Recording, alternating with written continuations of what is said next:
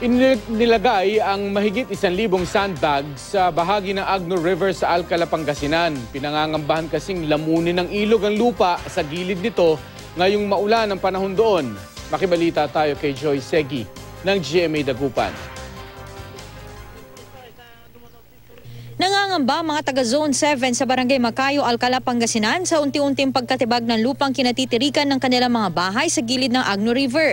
Tuluyan na sinakop ng ilog ang ilang lupain at sakahan. Ang dating 1 ektaryang palayan ni Feli, walang pa sa kalahating ektarya ang natira ngayon. Nakain ng ilog? Kinain ng ilog po. Wala na kung aapitin na ano. Inutang ko po yan na doon sa munisipyo ng Alcala. Kung hindi maaagapan, mahigit 50 kabahayan ang posibleng lamunin ng ilog. Umabot na sa 500 metro ang natitibag na bahagi ng ilog. Taong 2009 umano na magsimulang ma-divert sa kanilang lugar ang tubig ng Agno River. Ay, lagi po kami kinakabahan, ma'am. Hindi po kami nakakatulog sa gabi kasi ang lalakas nung tunog ng tibag. Lalo na pagka lumalim yung ilog. Ay, hindi talaga kami mapakali kasi ang lapit-lapit na. Bunsod ng patuloy na pagtibag ng lupa dito sa gilid ng Agno River sa bahaging Alcala, Pangasinan, kinakailangan ng mga residenteng gumawa ng temporaryong solusyon sa problema. Yun na nga ang paglalagay ng sandbag. Mahirapan.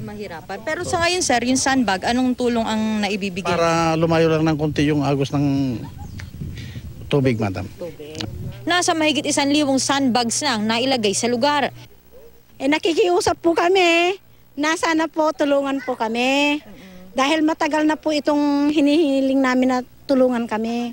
Nagkipag-ugnayan ng Municipal Engineering Office ng Alcala sa Agno Flood Control System Office hinggil sa problema. May pondo na umanong proyekto, tinihintay na lang na humupa ang tubig bago simulan. Maglalagay sila ng gabyon. Pangsamantala, magbibigay sila ng 10,000 sacks for preventive measure. Joy Segi, Nagbabalita, Pilipinas.